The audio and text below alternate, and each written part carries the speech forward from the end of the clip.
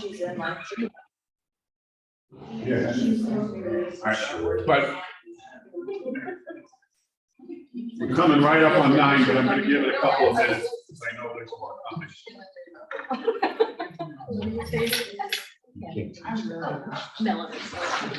It's easier to carry. I know, it sucks. Yeah, I know.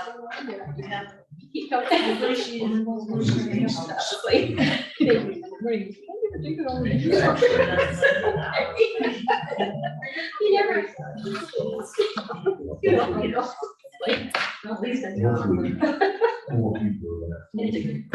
Where you are. Yeah. Usually, that's why I didn't came back. I have, Just one sheet would be great. Thank you. usually I get your Thank you. That's okay. Sure. And that's all. Oh, that's okay. You said one for yourself? You're giving it all away. Or I could use the bag. She didn't work. That's what those are for. We'll just- Yeah, I grabbed this so I don't have to rely on my memory as much. Jot down notes. Well, I did my notes. Kevin's recording, so I'm not. Right. I don't think she's. Yeah, just choose your words carefully here. When we talk, we're gonna talk about Amazon a little bit, so no adjectives. I'm used to just grabbing my laptop and. Oh, you're pretty happy to have it. I don't know about that. We'll see. Yeah, we'll see. Time will tell. We'll see. So what's the correct spelling of your? It's Cardwell, not Caldwell. Oh, okay. But that happens all the What time. did I do? Gotcha. I made my own art. All right. Well, I said, no worries, no worries. It happens when I try to repeat it to people. They always say. I know, but I always know it when people drop an L off my name. I don't get crazy about it or anything like that. I roll with it like you do, but I notice. And so I'm totally embarrassed that I did that, because I know it, because I know better. Well, one letter is not too bad. It's like when they look at mine, and, oh, it's Henderson.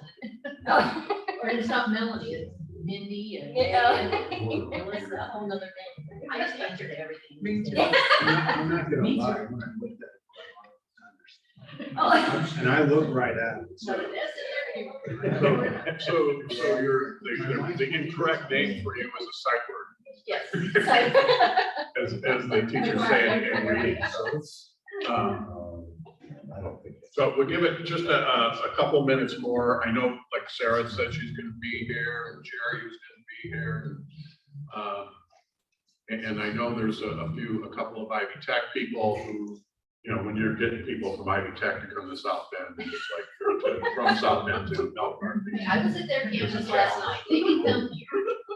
Even some of the Ivy Tech people who are theoretically based here don't spend a lot of time coming. Not that I'm naming names. He's talking about. I taught a class. But I'm efficient. I figure why drive when you can get it right there, right? You can do everything. Right where you are. Yeah. I can set up shop anywhere. And you have to eat stuff here, like twice, because my problem is I'll eat all of it, and that'll be it. So, Mina, you talked to Michelle lately? Michelle Files? No? Not since she parted ways with us in November 2020. Right, because I just saw that she moved over to Lions Head. I heard. So- I hear rumors. I don't. You hear stuff. Yeah, I don't social media, so I can't keep on top of. Yeah. But thank you for inviting me. I'm glad you made it. Yours is like one of my favorite companies, and I sent us some people. Yeah, we'll continue to send you some people. Well, and we have an interesting topic to discuss because I think it's very relevant. It's relevant to a lot of our businesses. So why don't we get started? Something here is, I'm sure there's a remote, but I'm gonna have to keep walking back here to to get started. So we flipped it around a little bit. Dr. Whitebird Sweto is going to talk first, but she's not going to be here about 9:30. So we'll put her on last. But the first thing I want to talk about is Amazon. And I don't know, how many of you drive by this ever? Oh, yeah. It's huge, isn't it? It takes up a whole Oh, it is city. massive. It is incredibly big. I just took that picture yesterday. Yeah. Wow. And so it's and they're saying they're going to have 1,000 jobs. And you know, my first reaction when I saw that was, where are they going to get 1,000 people when the unemployment rate is 0.9%? Now it's a little higher than that now. The last couple of months it's ticked up a little bit, and we may be in for some interesting times over the next year or two. Not that I want to get into a long economic debate, but I do think there is some trouble, a fair amount of trouble on the horizon that may slow down some of our industries. But really, I wanted to bring up Amazon because I have questions, and I think it's a worthwhile discussion. So one is, does anybody have any feelings for how it's going to affect employment in your business? Chuck, what do you think? You're right on that. I think that from what I've heard, the wages that they're going to be offering, compensation standpoint, are going to be very competitive. And some of the numbers I've heard are, I mean, I'm an RV industry guy, and that's where they're going to draw their people from. So I think from that standpoint, it may even raise the expectation of hourly rates throughout the industry in order to keep those people. And I think most folks, like, I work for a distribution company where our wages historically haven't been competitive with manufacturers in that area. However, the environment is enticing to some folks rather than working in a shop. So I think that they're going to offer both. They're going to offer a nice, clean working environment. They're also going to offer a more than competitive wage, which, to your point, could have rippling effects through our businesses here locally, in that they're likely going to have to step up to the plate again, as we have been over the last post-COVID. Yeah. So it's even going to hike higher, and I think that's also going to somewhat have some contribution to what you are avoiding to talk about, which is the looming R word, that can add One to quarter that. down, one to go. Yeah, right. So that's my take on that, Kevin. Kathy, are you getting any stuff coming through the chamber office that is this? I mean, obviously, we have to be excited to be adding economic activity in the area, but are you getting nervousness out of any of the chamber members? Well, housing is the biggest thing. If you do have people come here, where do you put them? So that's been that's been the biggest thing that we've been dealing with. Levon just went to DC to talk a little bit more with urban development about that. So, yeah, sure, we'll get a report on that soon, but every time we get questions about it right now, we're to be hush hush and not talk about it until they're ready to start. People have been asking me, do you have contacts there? Do you have information on there? They say, well, not yet. So it's kind of been. Well, and They asked us historically, to like when not. they opened the operation in South Bend, they were, it was pretty hard to get them, in front of anybody there either. So We're just not verbally talking a whole lot about it right now until they say go for it. So. have you all been having Chemcrest, because they are doing, they're putting up the business that you do. Yes, correct. So people ask me this all the time. I guess I just have questions about it. We're doing well as far as hiring goes. We're not hurting. We don't have like 30+ gaps, if that's fair, in the warehouse, like I know other companies do. We're doing very well. So my questions are gonna be like, what's the demand like? Is there a competitive thing there? Can I relieve these people, right? Because I've noticed that that's what I'm offering, is a great culture, a great environment, and not so much demanding hours. So that's where my piece, my selling piece is. So that, I guess I'm just asking, what is Amazon offering? What does that look like? From But yes, I am from a nervous. standpoint, they offer more than competitive wages, but the culture of the work environment is terrible. Correct. The biggest issue, I think, for existing businesses is it's easy to be lured away for those dollars, so you're going to lose people. Ultimately gaining them back, but there's gonna be that initial pop where and it's some of your better people, because they pay well, and they have a pretty more than competitive benefit package, but the expectations are not reasonable in a lot of cases, and so initially, it's going to be a big impact on good businesses, but ultimately, you're gonna find that you're able to keep and, get and keep good people. Yeah, because I think The culture of the business is good. the similar, I kind of compare this to like FedEx, and people that come from FedEx are not happy. Okay, so I'm wondering if this is gonna be the same scenario. Amazon is known for having a terrible culture. That's why they're trying to bring in unions and different facilities to try to help keep people or even make safe work environments. But I've done research on the HR side for Amazon, and yes, it's going to be nice and pretty and big, and they're going to make all the promises in the world. But the culture is like Chris, because I studied yours as well. You're going to be able to hold on to those people because there's too many reviews out there from current employees nationwide from Amazon that it is just not a good company to work for. So even if it brings people outside from maybe Ohio, Southern Indiana and around, we can just look at that as a benefit because we'll probably end up putting them in our own companies overall because they won't stay long. They have a very low tenure. And again, it has made the news a lot, but as an HR person, if I was at a company here now, I would look at putting in something, to your point, the bubbles, somebody's gonna get lured away, and in the end, they'll realize what everything in the news is true, and they'll come back and they'll gladly take them, but to avoid that blip, if you can find any kind of incentive plans that don't throw you out of whack for service and tenure, or some little thing that's out there once you know their timing, to keep people like, I'll think about going to Amazon, but I need to stay to get that and get over that hump. Yeah. So that you can do that, to put it in now and start talking about it now, so it's not as obvious that it's gonna be right then and there. And I think the average hour of employee doesn't care about that until they miss it.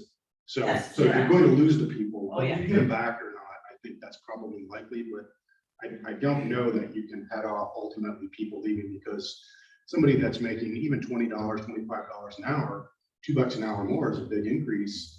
And they're not factoring in the cost of benefits when they look at their package, not very often. I mean, there's But I'm a saying few that individuals out financially, there. there are state bonuses, again, I just don't know financially Right, what people can afford, but I definitely know there are people who would hang in there for the retroactive, $1 more an hour that you'll get but you have to hang in there till December 31st. I've had, pre-COVID, I had this conversation with a lot of different businesses where I would hear,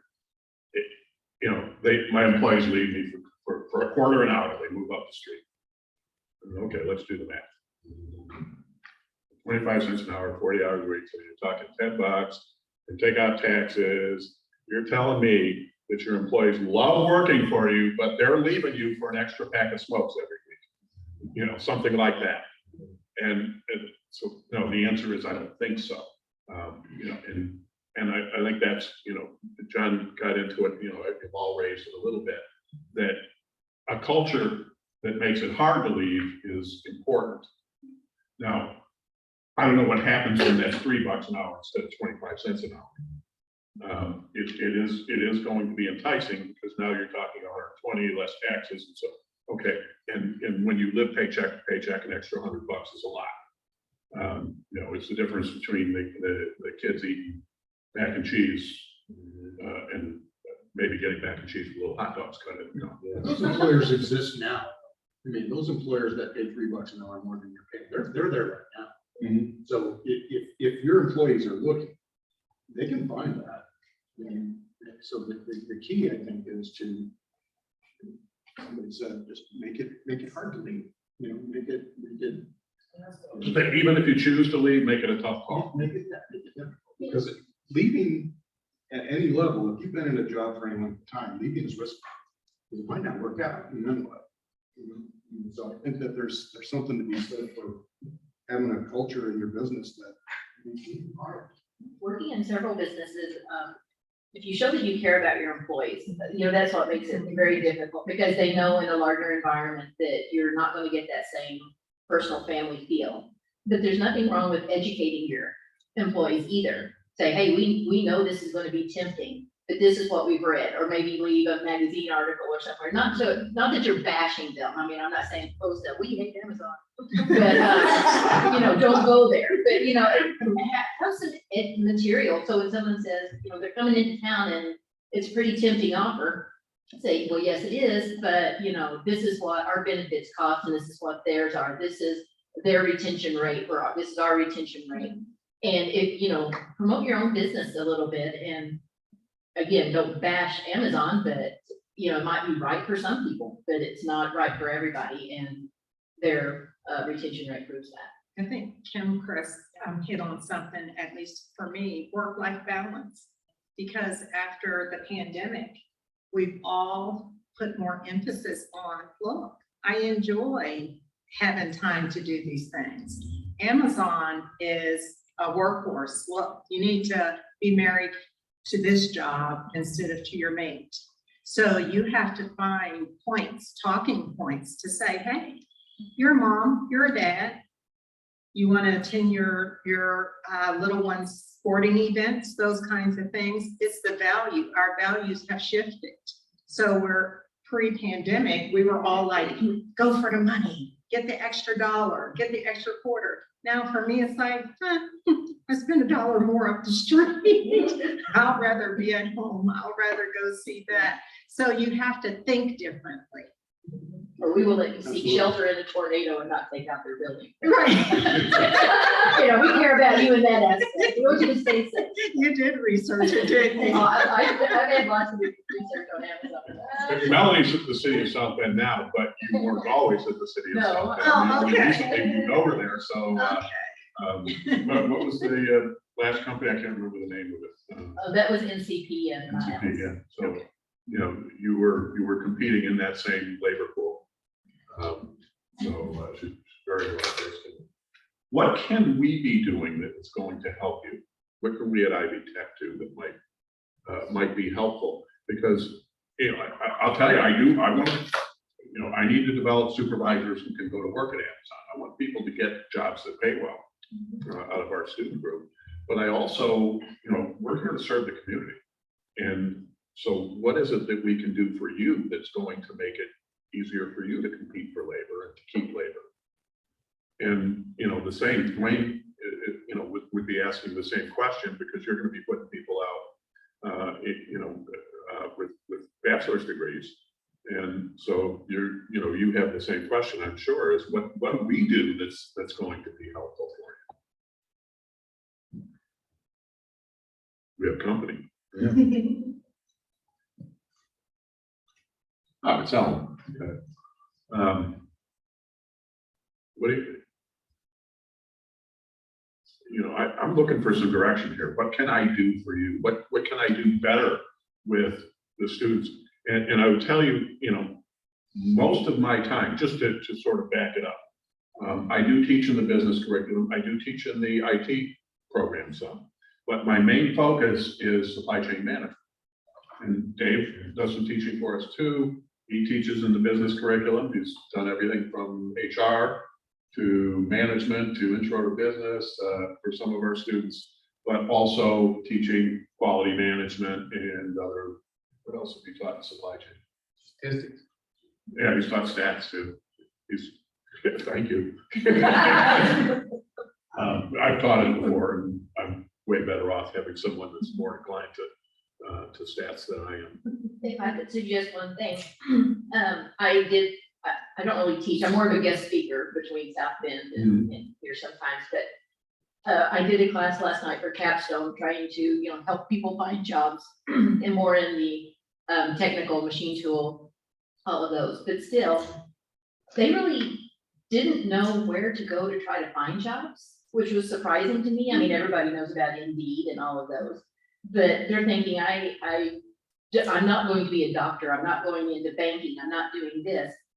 Where do I go to find a job? And they thought that they were kind of stuck filling out paper applications at mom and pop facilities, organizations. So is there a way to maybe promote your career services or helping them to find jobs? I mean, they knew about the job board, but they didn't really know how to access it, which I also found surprising. So that worried me a little bit. So if, I know most of the job boards, or at least when I helped with them, they were free to post jobs. So putting your businesses on there and getting the college students right out of the gate. What was the capstone class for? I go in and I teach them how to look for their jobs, how to write their resumes, how to get ready. It was in the business curriculum? No, I was just a guest speaker. They're getting ready for graduation, so I get them ready to go out and search for their jobs. Whose course was that? Was it This was ag- actually, Ed's in automotive Oh, okay, technology. so, last yeah, night. so it's an autumn, because I've also taught the capstone too. Yeah, I don't teach the for whole business course. school. I used to teach the whole course, but because my husband's a program chair, I got hired from that. But so now I'm just a guest speaker that comes in every now and then. The reason I ask is because they, like the Indeeds and the, ladders and all that, they're covered in about at least 3 of the classes that Kevin had mentioned, right? And we have to go on there and do some exercises. So that's why I was curious about that. So Yeah, and one one may not do that. of the things that kind of shocked me was even if you can find your job on Indeed and things like that, you still have to upload a resume. And they're like, well, I don't know how to write a resume. So I printed out a couple of samples that I ran, the good versus the bad. And it always just amazes me, and I've done this for probably the last 5 years. And again, I'm more into the technical, so I've done machine tool welding and automotive, of course, but they just really don't know what to do. And then I think they need to be educated to where to go to find jobs. Charlotte, can you talk a little bit about that from the CCE side, and then we'll figure out how we can connect you all with that while I get more. Because I Anybody wrote else want them more down. comment? Every day, actually, I send out to employers who inquire our Hire Ivy Quick Start Guide.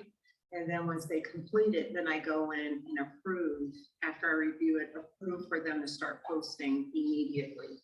But I don't track what the activities are with the students because then it falls on someone else. I'm more on the employer facing side of it. And I actually go a step further and have dialogue when they call and say, so have you tried this? Have you tried that? Childcare is huge, trying to find childcare. And even though that's not my area, I said, hey, contact Jimtown High School, see if there are high school students who are interested in those kinds of things. She said, I only stopped at Elkhart Community School. I never even thought about that. So it's part of our responsibility is go that extra step,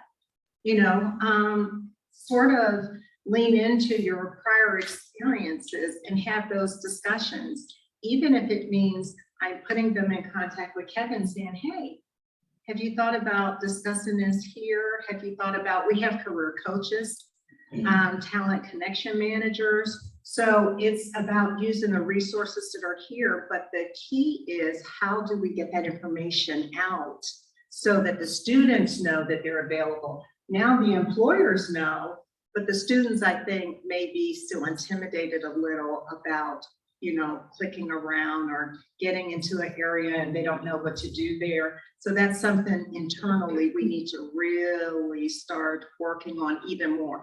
We have made some progress, but I sort of have inherited by default because the role that usually handles it, we're looking to hire fill those two positions. So I'm not as well adept about it as I should be or as it would be beneficial, but I know enough to get the employers to the proper spots. The student component, I was hoping we were gonna have like a career coach here to talk about how they, connect the dots. They do help with resume writing. They do help with internship. Internships and things like that. So I did make some notes. I'm glad you brought that up because now we've heard from outside the organization that the students still feel as though they're not equipped enough or competent enough to access, because there's tons of jobs on there in welding and auto mechanics. We get these calls every day, but getting the calls doesn't matter if it's not getting to the students. Now, we can get every business connected with our career coaches. We can get you into ID hires, get you the ability to post jobs in there. We're always interested in internships. Again, when I get the supply chain program, it's mostly adult work people who are working full-time, so it's pretty hard to do for them to make time for internships, but some, especially out of our business curriculum, where we have, younger people who have maybe a part-time job or whatever, who would be available for internships. I mean, these are great ways, for you to start building some relationships with good people that might help you restock, so even if you lose a few, we start creating a pipeline for you. Or consider paid internships. We're getting a lot of those requests now because they know that the job market is robust. So I didn't know they didn't have unpaid internships Yeah. anymore. believe it or not, I thought they were all paid these days. I haven't seen an unpaid one either. they come in. So yeah, ChemCrest is very interested in internships. We want to create that relationship because this is the second year we've looked for 4 different supply chain people, right? At different levels this year. It was different. Last year we had to recruit 4 different supply chain analysts. So that was fun. And then this year it was more at different levels. So, but if we could create like a partnership as far as internships and graduates, that would be ideal for us. Because our pay isn't as competitive as like RV or, you know what I mean? We are automotive, but what we offer is growth and a great culture. So I would love that partnership. And Hire IB, you can also request internship. So it's open positions for internships and it goes out to active students and alumni. Yeah, and you weren't with us a couple of meetings ago when we had the people from Indiana Intern.net. Oh, okay. They'll pay for half of it. Nice. That's so. Indiana what? Indiana Intern.net. The chamber can help you with that. too. Yeah, I mean, they have a lot of guidance on paid internships and we use it every year. So talk to the chamber. They focus is. Yep. And we had the presenter in and went over it. So, yeah, you get registered for them, and as soon as you get approved, then you take in paid internships. They're pretty much paying half of the freight, which makes it a really attractive. Yeah. Do you know if you can combine those? Because I have people asking me how they can help, like especially nonprofits, how they can get interns. And they go through, I can't remember what it is, but where the state will pay half. But like a struggling nonprofit, they can only pay like $4, so they have that, they can only pay up to $9.50. We can go to McDonald's for 15. So, they have a very hard time getting those type of interns that can really help them, as well as give the students that exposure. So I know it's not really in this group, but can you go to like somewhere, the chamber, and get extra money to go with the state to put in with that, to give that a more an hourly work one? There's some of that. Maybe it's one of them, maybe that program on that, they'll pay an X amount of money for that intern.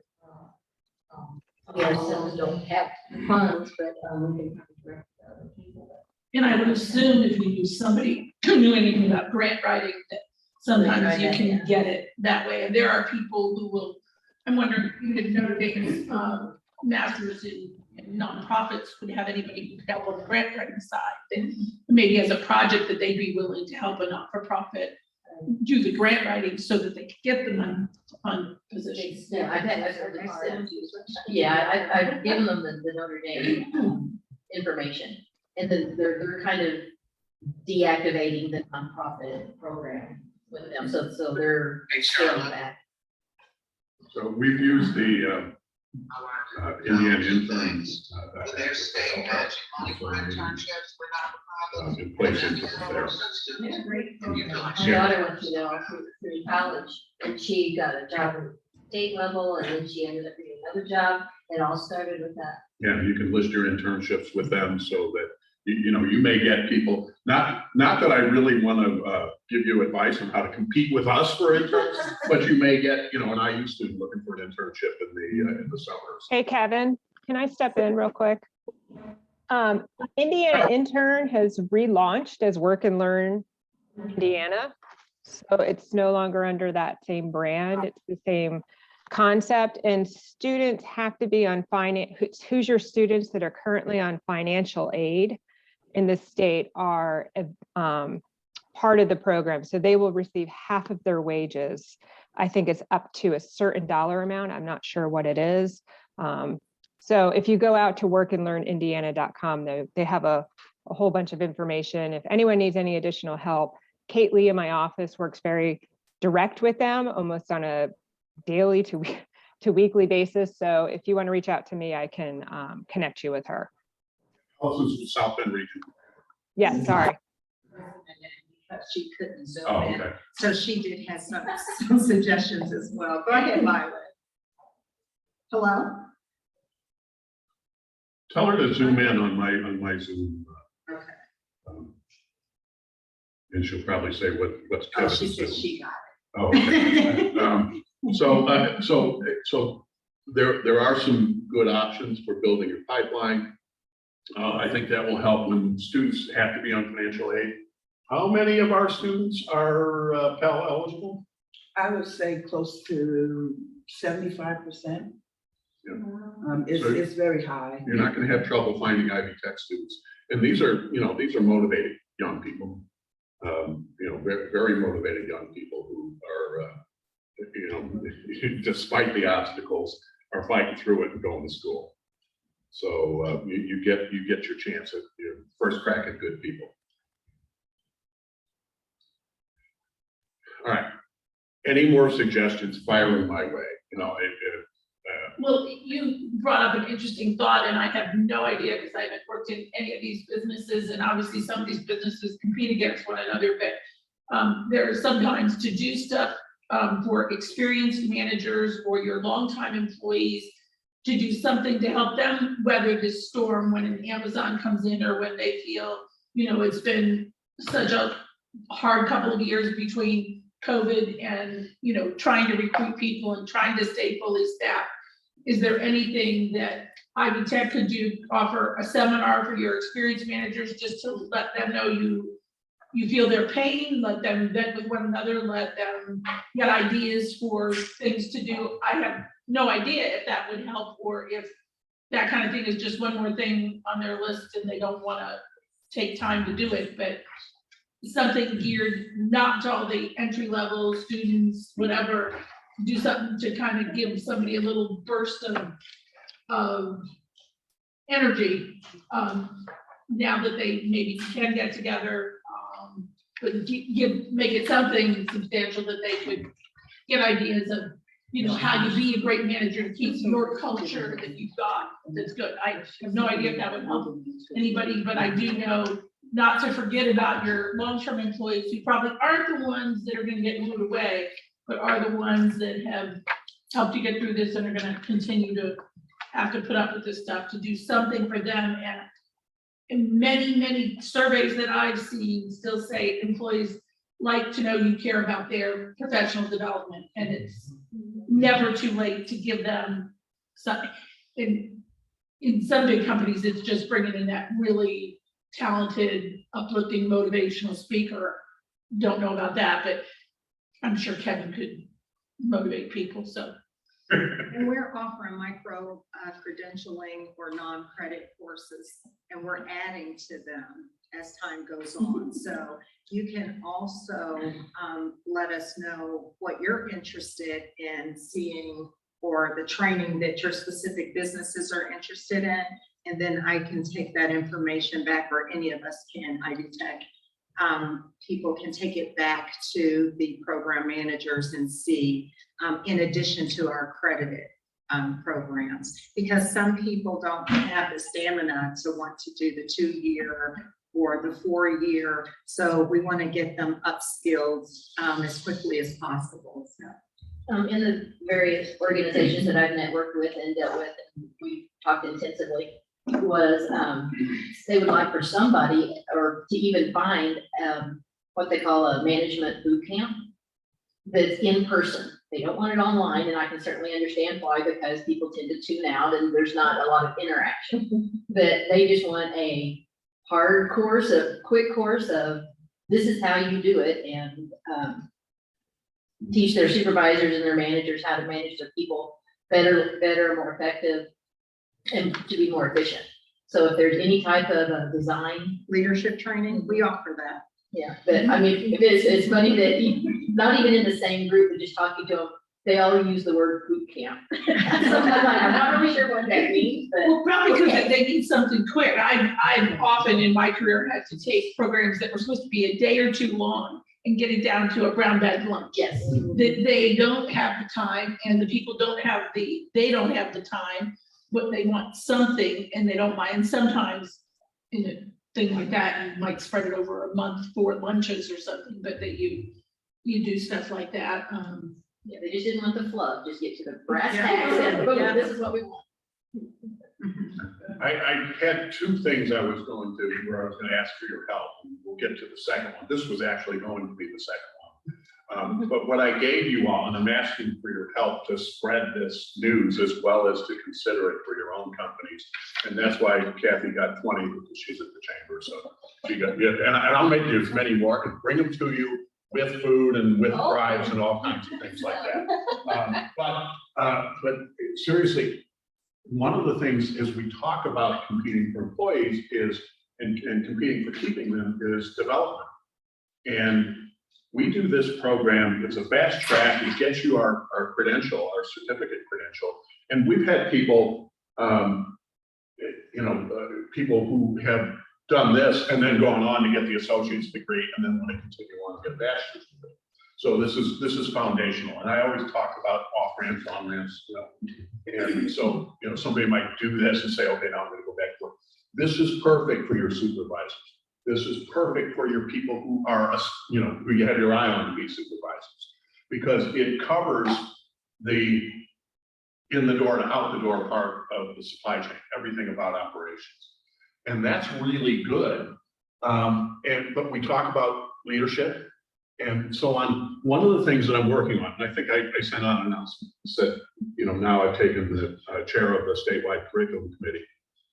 And so one of the things I'm working on for the summer is to say, okay, folks, we do a good job of teaching skills, purchasing skills, got a nice certification in there for it. But purchasing, logistics, quality management, some basics in quality management. Dave teaches the course and does a really sweet job with it. All the way to transportation and so on. We do a good job of all the technical aspects of it. I know when I have my hands on the students, what I can do for them. And so we spend a lot of time on leadership, management challenges. All of those things are not necessarily on the course outline, but that we cover in the class. Ethics is huge, and there's just so many aspects of that. So this program is really, really good. And it is like the ultimate employee benefit, because if you have people who don't already have a college degree, state of Indiana will pay for it. It's Workforce Ready grant will pick up the tab for it. So what you have to do as an employer is you want to support them. You might want to give them a little extra time to go do their homework or something, that kind of thing to prepare for class. But as you know, Mina, because we put one of your folks through. And he's done really well for you since then. So, and we, you know, we have a number of other success stories. Alejandra Gutierrez, I was hoping she'd be here today, but she couldn't make it. Is someone we placed as a logistics analyst. Bakery. So, you know, we have different, you know, some real good success stories out of this program. We meet on Saturday mornings.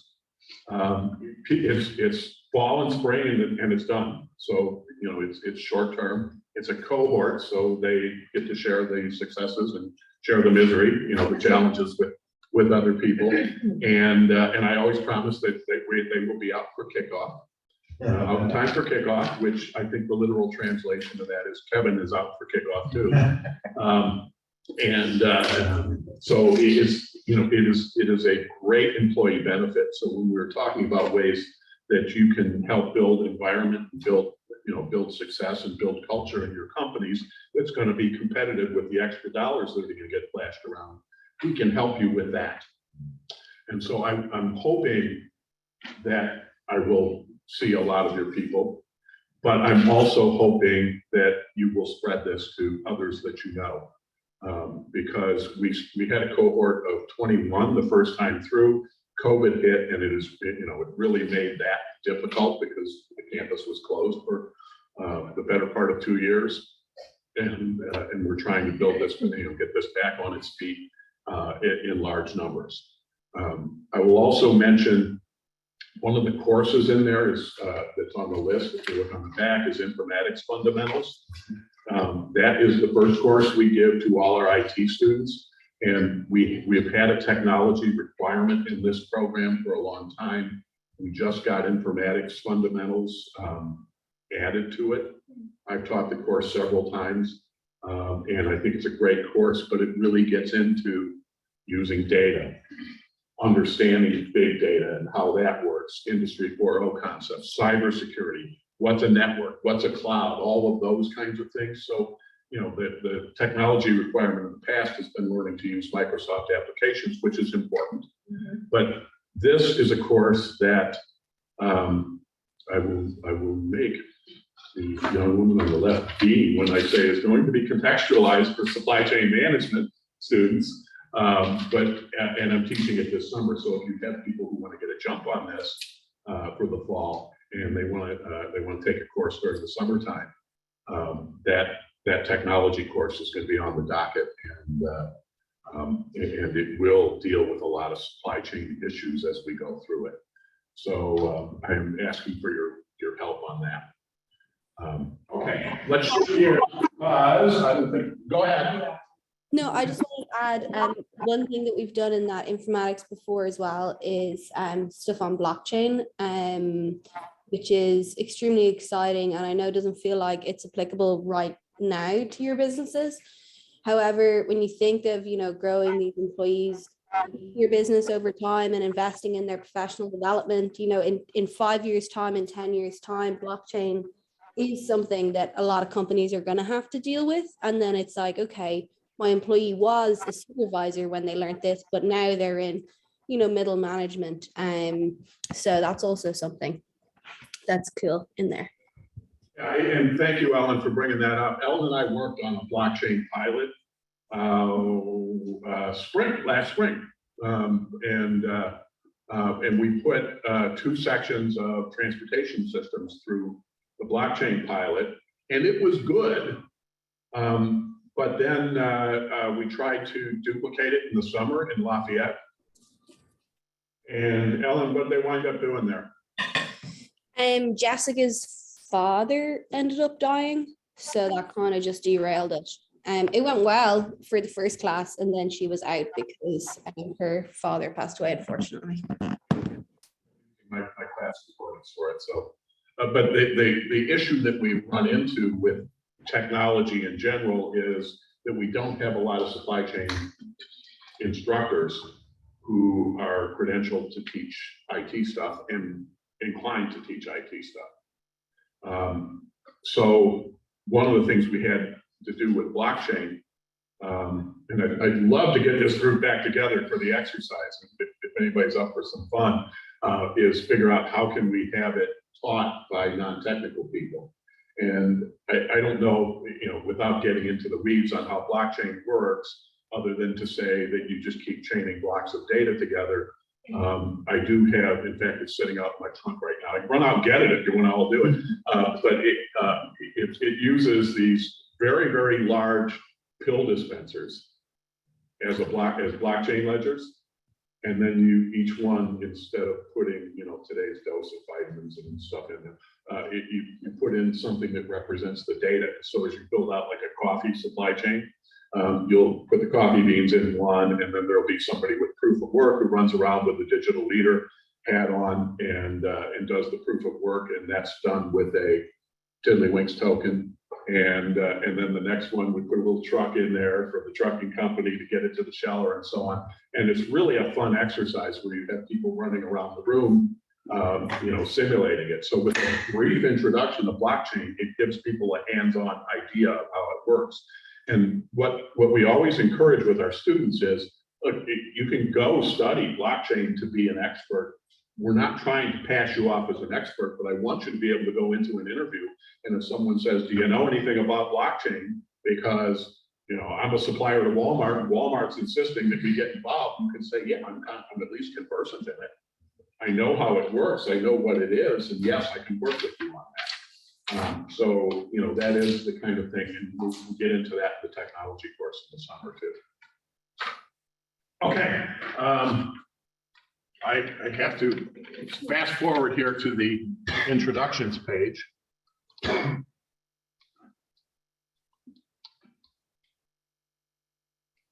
We'll come back to all of this.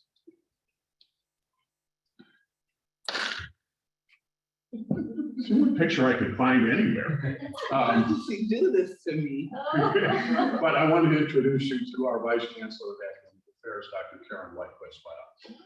Karen is, as it says up there, she's got all the academic credentials, and I know that interests you. Also, before she became an educator, spent 12 years in law enforcement. And there's interesting stories to hear on that. And a very well-known presenter around the country. And you see all of that.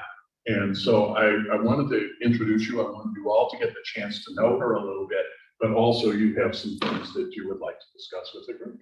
Thank you. So it's all yours. Thank you, Kevin. And I won't be long. I have another presentation with the School of Manufacturing, so I'm gonna speed through. But ultimately, I want to just thank you all for being here on this rainy Friday morning. I'm sure you would love to have been in your nice warm beds like I would have, and enjoyed the day with the rain. But thank you for being here, so important. I had a CLNA, I don't know, there may have been some of you that might have joined us, but it's a comprehensive local needs assessment, a stakeholders meeting back in 2021, November 30th through December 2nd. And the December 2nd one was here at Elkhart, where we invited many business partners, community partners, and higher education institutional partners as well. And the bottom line is, through that feedback, we had focus group questions, and through that feedback, we came up with 3 goals that we presented for our Perkins application that is primarily resting upon the career technical education that we provide, because that's what the Perkins application is about. So with that being said, I just wanted to share a little bit with you what the goals were and what the activity is going to be moving in the future. And so you've already touched on a couple of things, like Wendy touched on that boot camp type of seminars, and micro credentials is what Dr. Applewhite mentioned. And so the first thing that was our goal that came out of this emerging trends and information that we got from our stakeholders was to expand the work-based learning opportunities for CTE. So you already been talking about that with internship and externship, but The reality is we do need to employ our business owners and partners to pay students while they're going to school. That is what came out of this meeting with about 80 some odd community partners, that the students were there and graduates were there as well. They really need help, right? And we just mentioned about how many people are eligible for Pell, which is free money, basically grant money from financial aid. How many of them are needing that? So we really need your help with that. And so one of the things that we're going to start to do as well to serve you with your employees is the micro credentials. And we're expanding that. We're also looking to mirror those credentials in a way that your employees can get credit for prior learning through those micro credentials. So they're not just going to be one-offs, they're going to be mirrored to the programs that we have, so that if your employees want to get a full certificate or technical certificate or an associate's degree moving forward, sitting right there at the desk in your businesses, we will be doing that. So those lunch and learns are what we're talking about, because usually our courses, the sessions usually run no more than 50 minutes anyway. And so we can do multiple ones of those to be able to make sure that they get it. And that competency, that's it. Give me the meat, forget the fluff, right?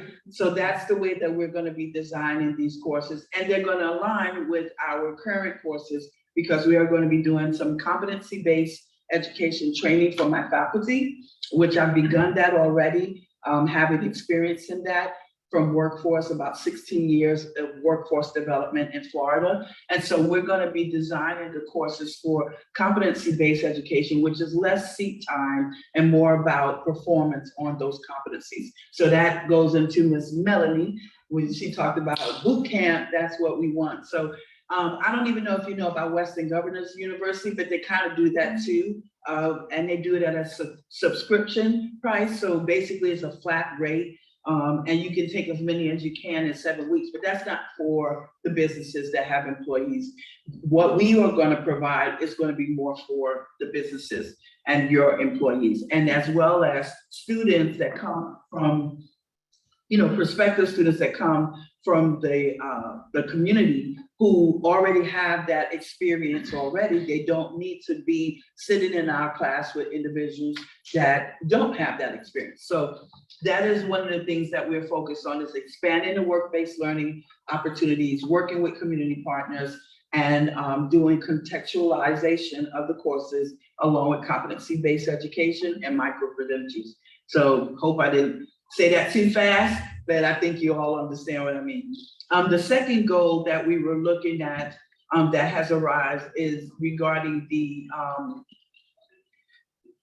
diversity, equity, and belonging. And basically it's about access and equity. So we have many of our special populations and subgroups in rural areas that do not have access. So we're trying to find, again, partners where we can do some training right there in your location, and also provide education to your residents in your area. And if you're willing to do that, we'll be able to work on some of those things to provide the education, basically designing communities of practice and learning communities across our region, because a lot of individuals do not have access. So that ties back into the work-based learning as well, but it really is just making sure that we provide accelerated learning opportunities right there where individuals can access it. And that will improve our equity to our residents as well, okay? And then finally, the last thing is, our stakeholders said that, yeah, we do a great job. I mean, CCEC is out there, and K through 14 is out there, and many of our deans and faculty are out there. But because we're all over, we're not really being seen as much. So the visibility is not there because the areas that we're going into are so offshoot. So what we're gonna do is design some school summits. And what that means is that the businesses will come in to us for these school summits, similar to the CLNA stakeholder meetings. And we will start to really figure out what you need. So instead of our people having to always go out and kind of, there are only 1, 2, 3 of them, right? They're going to different businesses trying to capture you. We're gonna have you come into us, okay? And then those are gonna be designed strictly so under the programs and under the schools, designed strictly to meet your needs. So you will come into us and we will be doing somewhat of a simplex model to determine exactly what you need. And also everyone will be able to talk to one another in terms of what you're doing now as advisory boards, but think of this as a larger group of people coming together, sitting at round tables and saying, okay, this is the training that we need in our locations. And then maybe bringing, your employees here, depending on what the training is. So, one of the things that is important to me is organizational leadership.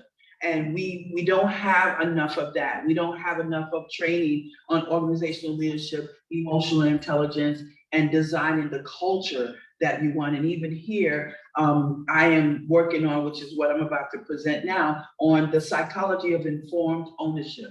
And so I know y'all can understand, even with what I'm saying, what that would mean for your own employees and how it would increase your productivity and your customer service, to your clients out there. So, and to one another as colleagues and coworkers. So those are the 3 goals: work-based learning, access and equity, and community engagement. And so you will be receiving, some invites coming up in the fall. So beginning in August, we will start to really dig deep into these 3 areas. I'm just waiting to receive approval on the grant and then I can move forward. So that's what I wanted to present to all of you. So it seems like you all are talking about the same things as other advisory boards are. That's why we want to bring everyone together and really work hard to be more cohesive, comprehensive, and efficient in the way that we serve you all as our business partners and community partners. Okay. Any questions? That was a New York minute, wasn't it? No, it just sounds like you're talking about a holistic approach to the whole process. And I think that's very important. You hit all the key points. Yes, and we want CCEC to be able to go out there and follow up with the work that we all come together to do. So there may be some follow-up training and consulting that you might want, but instead of having them, just go out and just meet y'all individually, it's gonna be faster, more seamless if we're all coming together. And then we design these seminars, workshops, boot camps that everyone can come together. We can take care of your employees as a whole. So yes, it's a very holistic approach to taking care of our region. Yeah. Okay. Thank you. And you needed to be done by 10. Yep. And you made it. Thank you. All right. Last thing I have on the agenda, and this is, we'll go through these. I want to be respectful of your time. But I do want to share these pathways that we've been working on. So as I go back, in the curriculum committee, one of the big projects has been to say, okay, what other credentials can we offer? Will they have value? Now, we've been on a 1-year freeze. We haven't been able to take anything to the state for a year while they do a systems conversion. And so we've had a lot of time to discuss this. And certainly I presented to this group a little bit of this, some of this on the technology side. But this is the same thing you have on the back of the page there. This is basically the core supply chain management curriculum that we have now.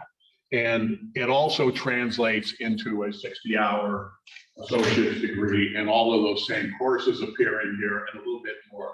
And when Karen talked about contextualization, one of the things that we're doing is we're trying to align the business and the supply chain and the accounting students and all into the same general education course, so that if you're taking English 111, English Comp, that we get all of the business, supply chain, et cetera, students into the same business comp, and then that can be made into, you're not writing a composition about what I did last summer. You are writing compositions on business topics. And so it's really, when she talks about a holistic approach, that's part of it. And so that's really cool. But we've looked at it from the supply chain standpoint as also saying there are a lot of specialties involved. So while we make you a pretty good supply chain generalist with our base credential, what else can we stack on top of that? And I have shared with you a couple of technology ideas, and we've approved all of these in general at the curriculum committee. Now we need to pull them together, tidy it up, take it forward to the state, get it approved by the Higher Learning Commission so that it's eligible for financial aid and all kinds of other interesting steps that are involved with this. But I just want to quickly review that we've looked at a supply chain technology. This is one of my babies. And the idea here is that not only do you have some basic supply chain credentials, but you also take our informatics course. We'll develop one that is a couple of systems courses, one in ERP and warehouse management systems, and another one that is a transportation specialty. And then you also choose two of the following, and right now the two of the following is two choices. And one of them is about cloud and the other one is about business continuity. And the third one is, though, that we have a course that should be released this fall in cybersecurity for non-cybersecurity majors.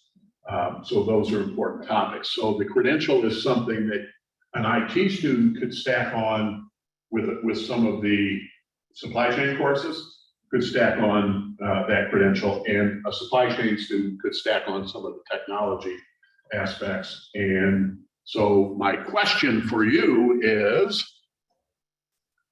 and I did, do a little work to say that there are jobs that fit, entry-level jobs that fit this. And I think in this one, I also said, you're one step away from jobs. And so these are jobs that pay very, very well. But as employees and as educators, is this valuable? Is this something where you could see a need in your businesses for people that have that kind of training? Get a yes from Mina. Anybody else? Yeah. Okay.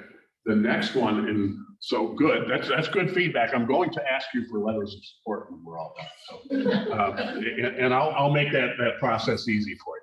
The next one that I had was also supply chain analytics, and we have actually placed some people as logistics analysts. And so it is, it's an in-demand job. And this one, for what we add on there, in addition to the first three that everybody will have taken, is our introduction to data analytics, more advanced course that includes Tableau training, and then finally an even more advanced course on business intelligence and reporting. Is that useful? And there certainly are analyst jobs available. Kevin, for the logistics introductory, just generally, what is that?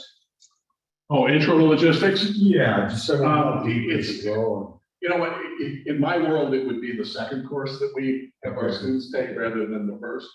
But it typically is the first, and there's a reason for that.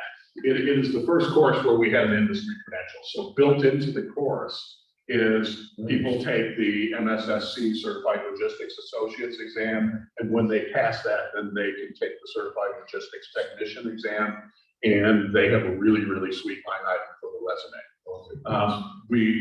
In my world, the first course would be the supply chain management overview that touches on everything, and then we come back to logistics. But this is the typical sequence that we do. Remind me. It covers, it covers basically an overview of operations and of the 7 R's of logistics, right place, right time, right, right product, et cetera. And how they go about getting there. It deals with things ranging from hazardous materials handling to, learning metrics, learning to use the metric system. Yes, ma'am. So remind me, we offer CLN, CLT, we actually certify them at Chemcrest through the Department of Mhm. Labor, so can they just continue? Yes. Not check off the box? Yeah. And I offer that to my CLT students, hey, you can go to Ivy Tech and continue. Yeah, we don't just give credit, because we, in addition to the MSSC material, we add some academic content. Okay. And so, there's a lot of video and all that, but you are required in that course to take the Certified Logistics Association, associate exam. Okay, perfect. They already got credit. So Yeah, they come in and say, here's my credential, good, you don't have to schedule anything.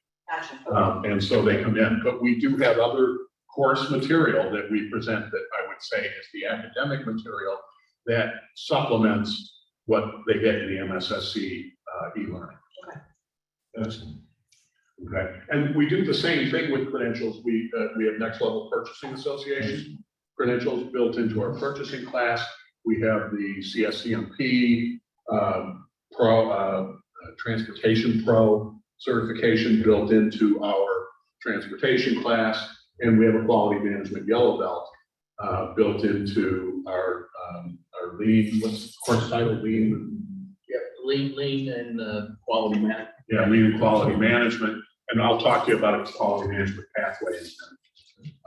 So does the data analytics make sense as well, do you think? Does it make sense for your businesses? Does it make sense for the area? Okay, next one, and again, these can all stack onto other credentials that they have. This is the purchasing pathway. So this one adds in not just the procurement classes, but business law, project management, and a little bit more on transportation systems. Project management's good. I think that's something that's overlooked. Business law for certain. Clearly, transportation, and if we haven't learned that how important that is. Yeah. Well, and it's funny because we were talking about that last January and February in class in 2020. Media and politicians woke up to it somewhere around October. And actually, I can think of some issues, some supply chain issues that we had back in probably 2019, the first time you came into work. Chuck? Yes, it was. And we were talking about some of the issues that we had then, early COVID. Exactly. So yeah, it's these are big deal issues, and it's interesting. The interesting study is how people have worked around it. And I've had I have a lot of conversation with students, basically about infinite game thinking. So when we talk about things that I like to build into the courses, the idea, and are you all familiar with that concept, or can I give you 2 minutes on it? 2 minutes. 2 minutes, keep time. Because I don't do anything in 2 minutes. It's like this. If you think of what a finite game is, baseball's a great finite game. Okay? 2 teams, everybody knows who the teams are, everybody knows what the rules are. You play 9 innings, at the end of 9 innings, team with the most runs wins, and there's an exception if they're still tied, but ultimately the game gets decided. Infinite game thinking, and infinite games has multiple players, an unknown number of players. People come, people go out of the game. There are no rules. Or if there are, the rules change constantly, and your mission isn't necessarily to win. Sometimes your mission, in fact, often your mission is to stay in the game, to keep playing. How many people over the last 2 years have gotten knocked out of the game? Because they weren't, and maybe couldn't have been prepared for what happened.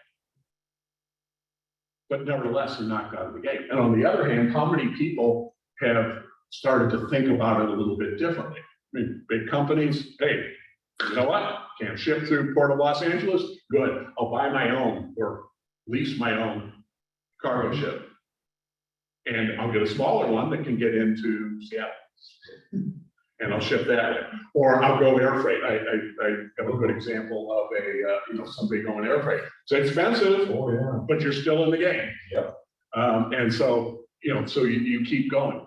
That, and really, as over the course of my career, capital expenditures, way back when I started, when did I start? Wendy knows. When did I start? In the 70s into the 80s. If you paid back your CapExes in 3 years, you were fine. Everybody was good with that once upon a time. But later in my career, it better be 12 to 18 months, Yeah, preferably 12. or even 6, yeah. Or even 6, yeah, you better get the money back. Maybe if you can't source parts and you have to make some investments in automation so that you can make your own, because that's the only way your unit cost is gonna get down close enough to what foreign labor looks like, then maybe you need it to be a 4-year payback. And as long as it's contributing, the infinite game player says, yeah, I can do that. And I am seeing a lot more of that kind of thinking. So when we talk about, some of this came up just from transportation systems being on the list. Yeah. But when we talk about the value adds that I put in the course that's beyond the content, I think that's important. Kevin, something else on that, maybe you're already doing this, likely you are, but you sort of touched on the ocean, non-domestic type transportation. To me, there is a need for an understanding of, container transportation and overseas freight and the details behind it, so that the folks understand details such as power of attorney, what those fees are. And there's all sorts of little fees here and there that you're even seeing now more today than ever, because they're getting very greedy. That it would be good to have the students in their curriculum, and I suspect that you do. But those types of things are something that That is built into the transportation class. great. So that's there, and we have a whole transportation pathway here Excellent. that I'm gonna show you. And so it's in there, and then we go back and we talk about blockchain, and it kind of shows up in there There you too. go. Yeah. Even my classroom exercise, one of the blocks in there is a little token for customs and how that all works. Right. And it's got a nice little American flag on it that says inspected and approved. It's in there. Yeah, so, I've got things like monopoly houses and hotels. Yeah. To this and all kinds of stuff, but it is an example so that our students understand how these things work, and it gives us a forum for talking about exactly what you're saying. Great. So that works. So value here. Where? Okay. Transportation is next. And this one gets into, so we've got a couple of new courses in there, getting into DOT regulations, so that, it's a regulated industry. And also we got into selling, because there is so much dealing with selling of transportation services, but also third-party logistics companies. If you're not selling, you're working with people who are selling this business. So we've added sales in there. Well, sales in itself is something good for, if you're going to talk about procurement type package as well, as so that you have an understanding of what's going on the other side of your desk as well, right? Yeah. So that's excellent. Well, and in contracts, it's my favorite part to teach in business law is contracts. Yeah. Because, I always tell people, you turn the contract over to your corporate attorneys, and if they bless it, everybody says, okay, go with it. And they don't know my business. And so you got the boilerplate from the seller, and I teach my students to say 4 simple words when they read a contract. I'm not doing that. Yeah. And so I'm telling technology people, operations people and so on, no, you've got to read it too. You have to read every last word of that, because there's going to be something in there and you're going to look at that and you're going to say, I'm not doing that. It would be like signing an apartment lease that says the landlord has the right to enter your property anytime without notice. There you go. I'm not doing that. So you would say, change that, or I'm not signing this lease. And so it's the same kind of thing. So that's part of it. I get wound up about this stuff. Yeah, I can see good passion there, Kevin. And then we have a warehousing pathway, which Mina just looked up immediately on that one. And this one, we built in the SC, the CSCMP is an industry group. We built in their SC Pro warehouse operations. And we put in there either operations management or an internship as an either or. And again, this gets back into the course that I'll develop for the technology pathway, the ERP warehouse management systems course.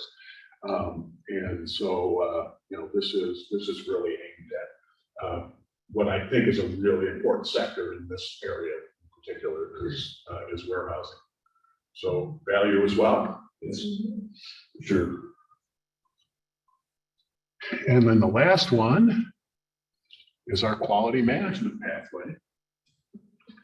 And this one, it spends a lot of time on problem solving. It looks like he duplicated that though. I don't know if we have a 102 level, I have to go back to that. But it sort of leads into Greenbelt. Yeah. So that goes a little bit farther. So, you know, we're really trying to build this out and I mention it as a career path. There aren't a ton of entry-level jobs, but you know, your worst case is that you prepare your people to participate in the quality management process and maybe to start to be leaders in that role, even though they may have a primary role as well. And as David will tell you, you may go from there to being a full-time project leader, quality management person. Yeah, a lot of math and a lot of statistics in those classes, we make sure of that. All right. So, yeah, and that's one of the, when I talk about leadership principles and the principles we weave in there, two of them are very tied together, just as from a management standpoint. One is based on the Deming quote, "In God we trust, all others bring data." And the other, and tied to that then is what the process is, whether you want to go with the Deming cycle plan, do check act, or the MAIC or whatever, that you need that process because the continuous improvement mindset has to be evident. And you know that from what the business does. I know Mina knows it very quite well because I've seen the boards up. Yeah, we're very lean saturated. Yeah.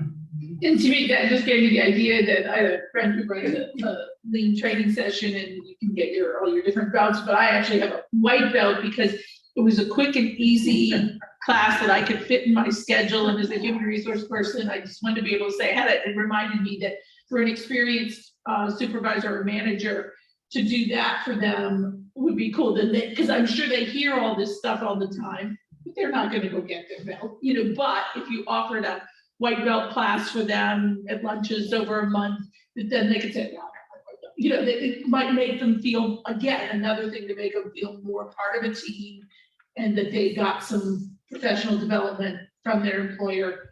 And then you can also insert anything, you know, culturally that you want in those programs.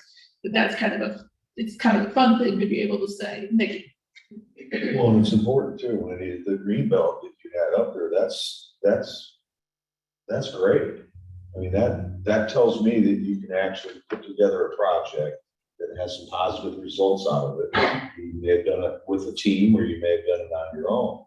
And I think that's outstanding. I rarely see that. Yeah. And the idea of projects, I mean, you know, geez, I was just on the air this morning on a different forum. And, you know, one of the things I said is projects get done by the force of will of a handful of people, but you still have to do all the stuff to organize it properly and so on. And what's really, you know, people don't do a good job of structure. And I've worked several places where, you know, you went in and there was nothing. So the first thing you have to establish is, okay, how can we do this with, you know, with no previous experience? I'm not going to go in and do 7 phase, you know, and all the documentation requirements. So I'm not going to be able to do that really well. But I can give you my basic 3 phase, define it, do it, manage it, and then we'll build out from there. So it is really an important mindset. I have one more. Okay, so what I'm going to do is, because all of them seem to have your support, is I would put together a form letter and send it out to everybody and ask you to put in your name and all that, and it's a letter of support. What I wanted to see was, do I need to send out 6 form letters, you know, 1 for each one, or can I put them all in one? And I think I can put them all in one. So that would be good. I also want to mention one more. This is underway. We got an exception from the 1-year freeze for this, and this is a Department of Defense pathway. And this is pretty cool. We actually have the first group going through it now in Bloomington. And I was real involved in pulling this all together and working with people at the NSA Crane operation and some of their contractors down that way. And this is a supply chain Department of Defense logistics certificate. And it's been approved, it's gone all the way through. We are now working on building out the associate's degree to go with it. But this is for people who would work for defense contractors as civilian contractors, people coming off of active duty. So would that be good for a Marine? Yes, that was my MOS actually, Yeah. logistics Yeah. for the DoD, yeah. So we have that, and so it uses some of our existing courses, and then the bottom 3 that are on there are under development right now, so that they're ready when that first cohort is ready for it. And that's the appropriations law, the federal supply and government purchasing, and the intro to RMNA, which basically, if I summarize that properly, it's basically inventory management. Right. Those are specific to the government. The government purchasing system is big and complex, and something to learn. And basically, the appropriations law starts with federal budgeting and how that process works. So we have that available. We are figuring out how to properly market in our area, implement it in our area right now. So we have that. I just wanted to make sure you know about that. So that's what I had to cover today. I appreciate the support. I will pull together a nice little support letter and ask if you can sign off on it and get them back to me, because that's part of the process for getting these approved up the line, is to make sure that the community sees a need. So I do appreciate that. What else can I do for you? I know a lot of you are checking your watches and such, so probably gone over time. I get too wound up about all this. Does anybody want to score points by taking some muffins back or anything like that? I have the original container. Lord knows I can't. I shouldn't have them all. Yeah, that DOD's kind of a. That's really big cool. deal if you get into the FARs and. Yeah, I first. You guys doing that? I don't think I saw the invite for the last meeting, maybe that was. Well, you know what, the last one was we didn't have a fall meeting, instead we did Karen's CLNA stuff. Oh, okay, maybe that's why. It's possible that I didn't have it on the list. So we probably invited Michelle. Well, that's there, they're not there. There for a long time. Okay, got it. So I have invited her to continue. She always Husband leaves. to retire. So hopefully I'll get her back, but Oh, you were out? but she didn't make it today. A lot of people did. Where'd you put your thing? That goes right on top so that I fix it. Fine, thank Yeah, you. my favorite. Yeah, I mean, actually, other than that. Maddie is our HR manager, or corporate HR manager now. But I'm the one that represents the partnerships between Crowd, just for Okay, good. contact, yeah.